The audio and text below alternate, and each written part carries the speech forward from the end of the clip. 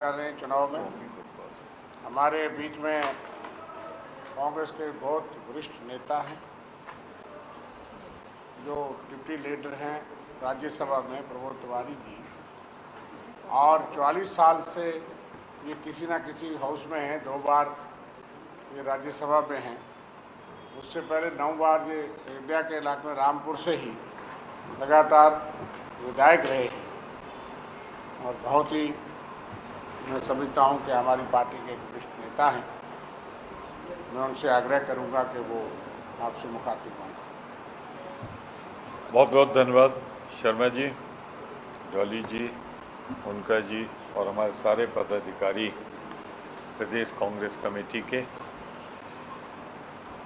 मैं साहब बहुत सी बातें हैं कहने को, पर एक बात मेरे समझ में जो नहीं आई, पंडित जवाहरलाल नेहरू के समय कांग्रेस ने जम्मू कश्मीर को स्टेटहुड यानी राज्य का दर्जा दिया था।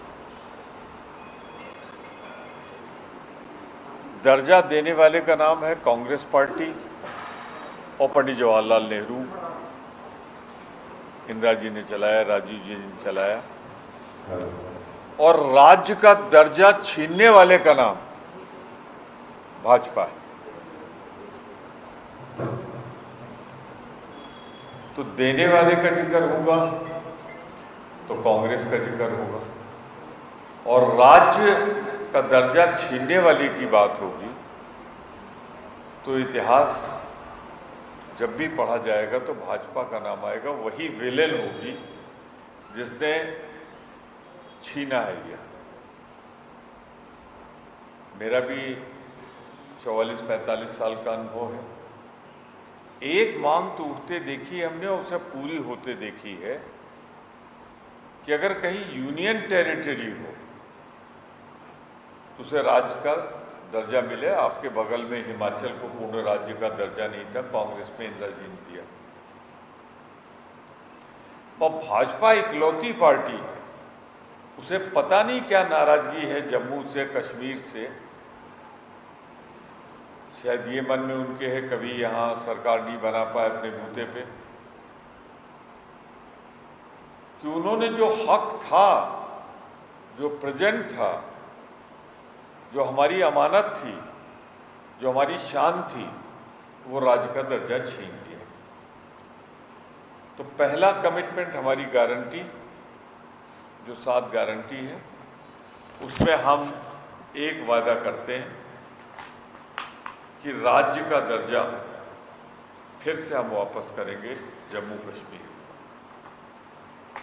मैं एक बात बहुत साफ कह दूं, बीजेपी की न नीयत है न नियत है, वरना कौन रोक रहा था? राज्य का दर्जा दे देते, तब चुनाव कराते, वो तो उनके हाथ में था। और अगर चुनाव के पहले नहीं दिया तो चुनाव के बाद देने की गारंटी क्या है? मैं एक बात इसमें जोड़ना चाहूंगा, ये जो आज चुनाव हो रहे हैं इसके लिए तो सुप्रीम कोर्ट को धन्यवाद दीजिए, कांग्रेस को धन्यवाद दीजिए, इंडिया गठबंधन को धन्यवाद दीजिए, बाहरी लोगों को धन्यवाद दीजिए। जहां पार्लियामेंट में मैं खुद डिप्टी लीडर हूं, हम लोग आवाज उठाते रहे, जम्मू कश्मीर के लोग आवाज उठाते रहे, सुप्रीम कोर्ट ने यह मौका दिया है कि आज चुनाव हो रहा है। वरना अगर नरेंद्र मोदी और अमित शाह का बस चलता तो इसे एक कॉलोनी बना के रख देते और अपने लेफ्टिनेंट गवर्नर के थ्रू वो यहां शासन करते। इनकी नीयत खराब है। इसमें मैं एक चीज और ऐड करता हूं, अधिकार बढ़ाए जाते हैं, घटाए नहीं जाते। आपने राज्य का दर्जा छीन के पहले हमारा अधिकार घटाया और अब लेफ्टिनेंट गवर्नर को वो पावर दे दिए जो इलेक्टेड गवर्नमेंट के पावर, उनके पावर बढ़ा दिए। तो कदम कदम पर अपमानित कर रहे हैं जम्मू कश्मीर की जनता का। और शायद इसीलिए कल जो वोटिंग हुई है, बढ़ी हुई परसेंटेज, वो भाजपा के खिलाफ जो गुस्सा है, जो नाराजगी है, उसका इजहार था, उसका प्रकटीकरण था। 10 साल बाद चुनाव हो रहे हैं। भाजपा जो कहती करती नहीं नॉर्मली, चाहे गरीबी हटाओ, चाहे अच्छे दिन, चाहे 15 लाख, चाहे 2 करोड़ नौकरियां, आप देखते जाएं। प्रधानमंत्री जी ने भी यहाँ जो आखिरी भाषण दिया था तो कहा था हम राज्य का दर्जा देंगे। मैं नहीं जानता किस डॉक्टर ने उनको मना किया है कि चुनाव के पहले मत देना। अगर नीयत साफ थी तो चुनाव के पहले बहाल कर देते। ये तो बहुत बड़ा काम भी नहीं था, इसे तो आपको उसका हक वापस करना था। तो मैं जम्मू की जनता से और यहाँ से कश्मीर की जनता से एक आग्रह करूँगा, जिन्होंने आपसे आपका हक छीना है, आपका दर्जा गिराया है, आपका स्वाभिमान पे चोट पहुंचाई, उनको सजा मिलनी चाहिए और यहाँ से सफाया होना चाहिए भाजपा का। अच्छा, फिर इन्होंने कहा था कि हम जब एलजी रूल कर रहे हैं तो कुछ फायदा होगा। मैं पूछना चाहता हूँ कि शांति, अमन तो नहीं लौटा, न नौकरियां बढ़ी बल्कि घटी, बेरोजगारी बढ़ी है, नौकरियां घटी हैं। बिजली जो सरप्लस स्टेट, यहाँ ऐसी कोई दिक्कत नहीं, उसमें स्मार्ट मीटर लगा के इन्होंने कई गुना बढ़ा दिया है और ये मुझे बताने की जरूरत नहीं, यहाँ की जनता जानती है। हमारा वादा है कि हम पहली 100 यूनिट फ्री देंगे, क्योंकि सबको मालूम है कि जब से स्मार्ट मीटर आया है, स्मार्ट मीटर नहीं है बल्कि वो कलेक्शन मीटर, हर घर पर हर जेब पे बोझ बन रहा है। वो पानी नहीं, ड्रग्स की खपत बढ़ी। आपको लिखने की जरूरत नहीं, मैंने इसके साथ अभी आपको मिल जाएगा, सारे डेटा दे दिए। कितनी ड्रग्स बढ़ी, कितनी नौकरियां कम हुई, कितनी बेरोजगारी बढ़ी। अब अगर आप देखें तो एक भाजपा के कदम जब से यहाँ पड़े लेफ्टिनेंट गवर्नर के माध्यम से, आतंकवादी गतिविधियां, पाकिस्तान की प्रायोजित गतिविधियां कहीं भी हों, वो हमारी चिंता का विषय है। लेकिन जम्मू अपेक्षाकृत शांत था, यहाँ कम घटनाएं होती थी। लेकिन अगर आप देखें तो यहाँ पिछले 3 वर्षों में जम्मू कश्मीर में 1 से 19 सुरक्षा बल कर्मियों की हत्या हुई है, 119, और इनमें 40% जम्मू में हुई। यानी कि आतंकवाद भाजपा के राज में, जहाँ पे सैन्य बलों पे भी हमला हो रहा है, सुरक्षा बलों पे भी हमला हो रहा है, वो संख्या बढ़ी। तो सब फायदे की जगह तो नुकसान हुआ। 21 में पुंछ में, रजौरी में, कठुआ में, रियासी में, डोडा में, उधमपुर जिलों में आतंकवादी द्वारा शुरू की गई विभिन्न घटनाओं, तमाम जो घटनाएं, करीब 51 सुरक्षाकर्मी मारे गए। जम्मू संभाग में 15 सालों में अगर हम अनुपात लगाएं तो ये एक बड़ी भारी वृद्धि, चिंता का विषय। नौकरियां कम हुई, सबसे बड़ी बेरोजगारी का संकट जम्मू का सामना कर रहा है इस समय। जम्मू और कश्मीर के सरकारी विभागों में 65%, 5-10% समझ में आता है साहब, 65% यानी 2019 पद रिक्त हैं गवर्नमेंट ऑफिसर्स। ये एक चौंकाने वाला आंकड़ा है।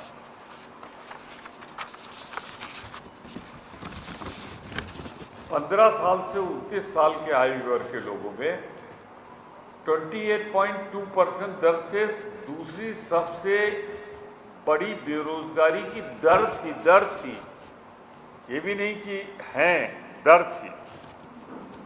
महिला बेरोजगारी दर 48.6%।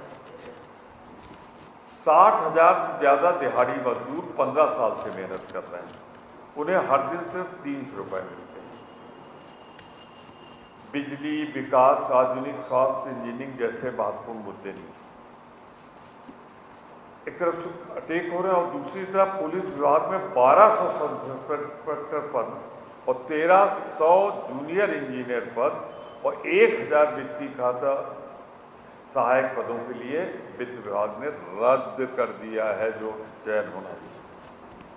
बिजली नहीं, तो अगर आप देखें तो मैं एक एक गिनाऊं अगर, तो सारी जगहों पे गिरावट आई है जब से लेफ्टिनेंट गवर्नर का शासन आया है।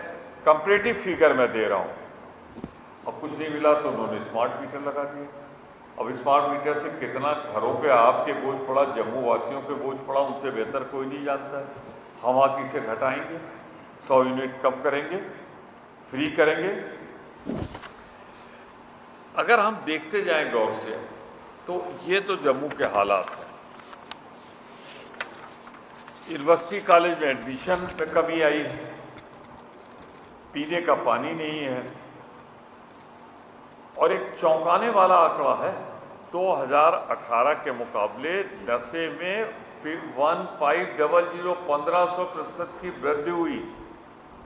नशे में ड्रग्स तो आता होगा पाकिस्तान से, क्या बॉर्डर सील नहीं? कहां से आ रहा है? फेलियर तो गवर्नमेंट ऑफ इंडिया का है। सच्चाई तो ये इसे कॉलोनी बना के रख दिया है भाजपा गवर्नमेंट ने। संगठित लूट हो रही जब से लेफ्टिनेंट गवर्नर का शासन आया है। जो यहाँ के ठेकेदार थे वो खत्म हो रहे हैं, बाहरी ठेकेदार लाए जा रहे हैं, यानी जम्मू कश्मीर लूटा जा रहा है।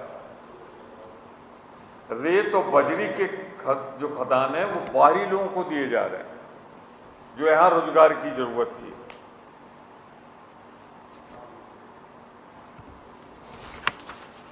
मैं आखिरी एक दो पॉइंट देके एक दो नेशनल इशू पे भी बात करना चाहता हूँ, क्योंकि आप हमसे एक्सपेक्ट कर रहे होंगे कि मैं नेशनल इशू पे भी आऊँ।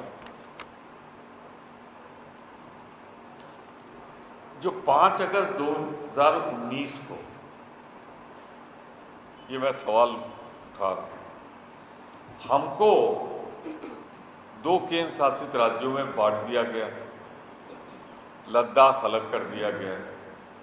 मैं ये जानना चाहता हूं कि जो वो करना चाहते थे, हमें बांटते राज्य के स्तर पर रख के, उससे उनको क्या बाधा थी? गवर्नर रूल लगा लेते। क्या उनको मालूम है कि वो कभी सत्ता में नहीं आएंगे? तो इनडायरेक्ट रूल करने के लिए वो यूनियन टेरिटरी बना रहे हैं और इलेक्टेड गवर्नमेंट के पावर छीनने देखिए, मैं दोहरा दूं इसको, जो कुछ उन्होंने किया 2019 में 5 अगस्त को, तो ये क्यों नहीं किया कि राज्य का दर्जा बना रहने देते, डिवाइड कर देते? Why this demotion?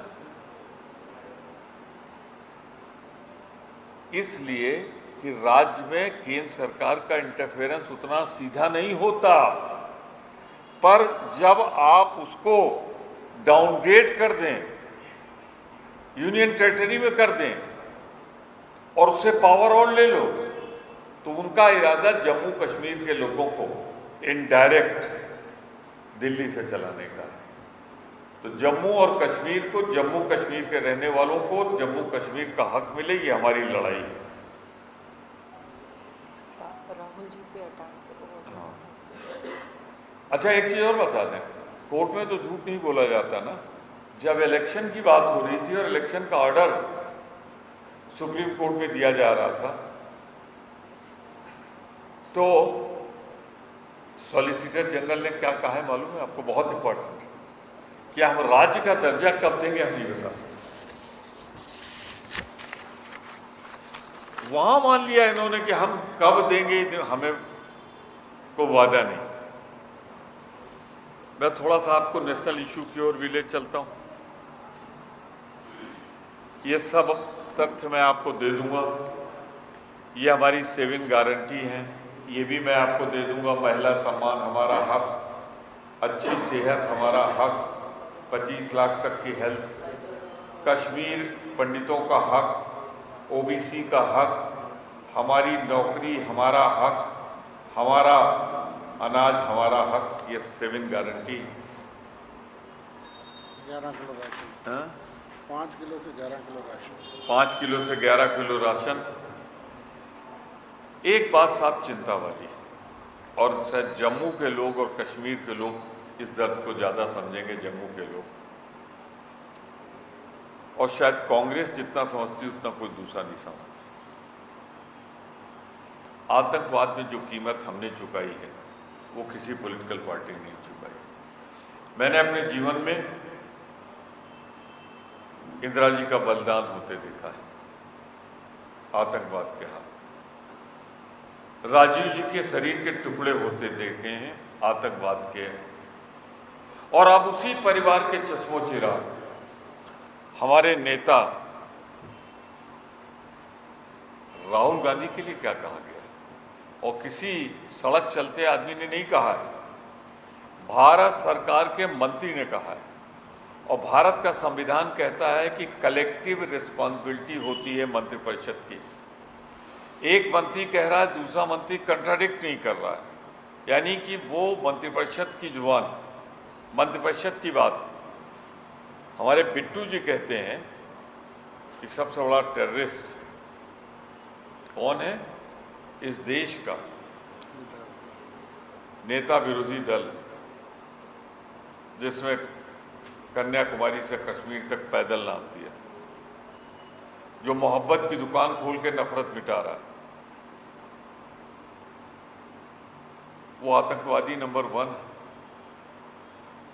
जिसकी दादी मारी गई, पिता मारे गए।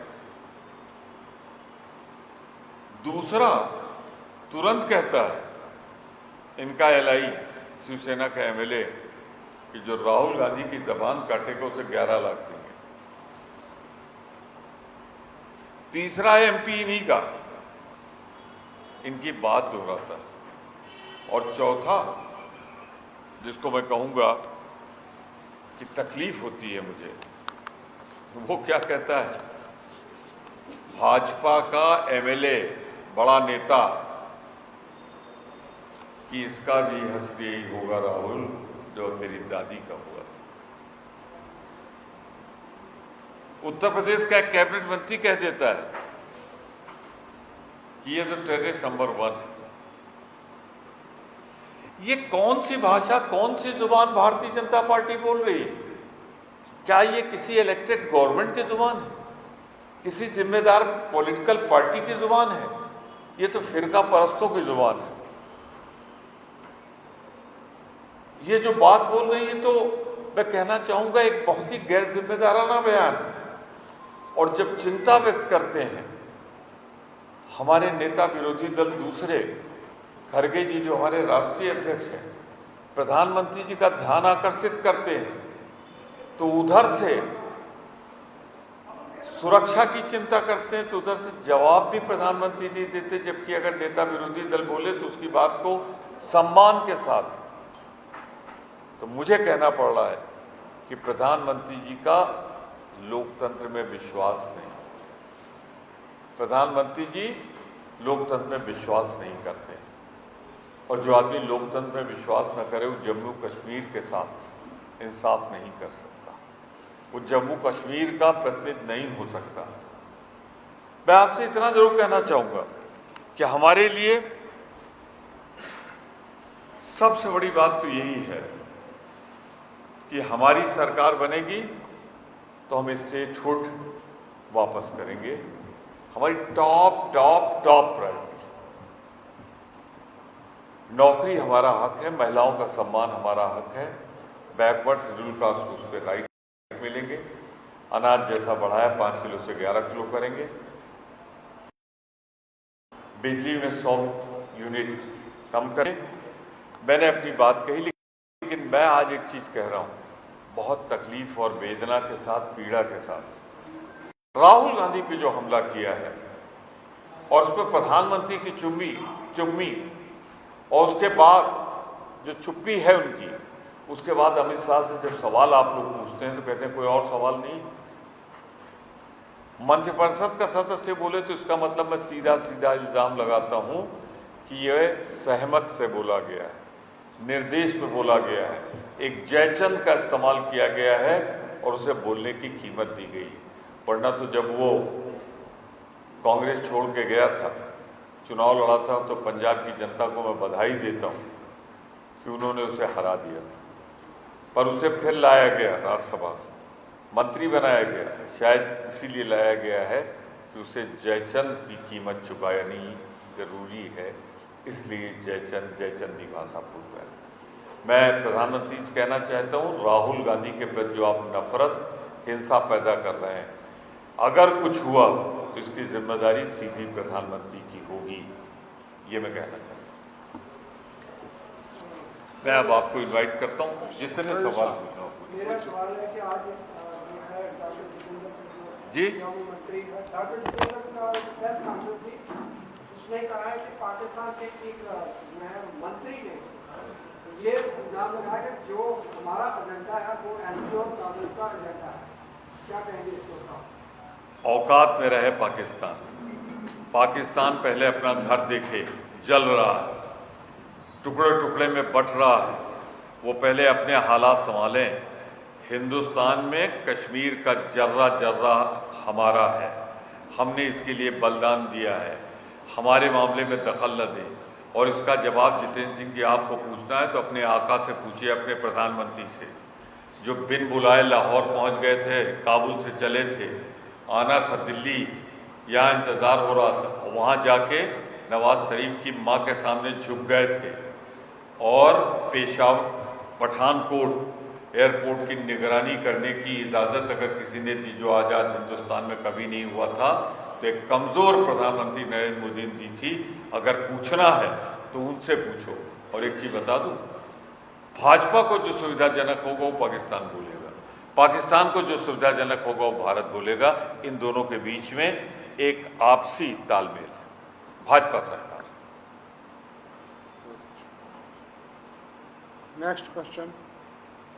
कोई है सवाल? एनी क्वेश्चन था। एक और सवाल है सर, कश्मीर में जिस तरह से पहले बीजेपी जो है बैट और सीट लेकर चली थी, आज ये अलगाववादी जो इंजीनियर सीट को एंड चुनावों के बीच में उनको रिहा किया गया, पेट्रोल पर छोड़ा गया, वो जो है ये कहा जा रहा है कि कश्मीर में ये भाजपा की बी पार्टी जो है उसके साथ मिलकर सरकार बनाएगी। क्या कहेंगे इसके खिलाफ? साहब मैं क्या कहूँगा, इंजीनियर रशीद साहब ने खुद ही कह दिया, उन्होंने कहा जरूरत पड़ेगी तो हम भाजपा से भी बात करेंगे, अगर ज़रूरत पड़ी तो हम उनके साथ भी सरकार बनाएंगे। तो जो उन्होंने कही दिया है उसको मैं क्या दोहराऊं। आप कह रहे हैं कि बी टीम है, मैं तो कह रहा हूं कि दोनों बराबर की टीम, उनको साथ खड़ा किया गया है जिससे वोटों को बंटवारा कर सकें। सीधे सादी जुबान में मैं इतना कहना चाहता हूं, लेकिन फिर कहूँगा अमित शाह जी आपकी पॉलिसी फेल हो गई है। कल जो वोट पड़ा है ना, जो परसेंटेज पड़ा है, वो आपके खिलाफ गुस्सा है। कश्मीर जम्मू की जनता का ये ऐलान है कि अब भाजपा का जाना तय है, नेशनल कॉन्फ्रेंस के साथ कांग्रेस का सरकार बनाना भी उतना ही तय है।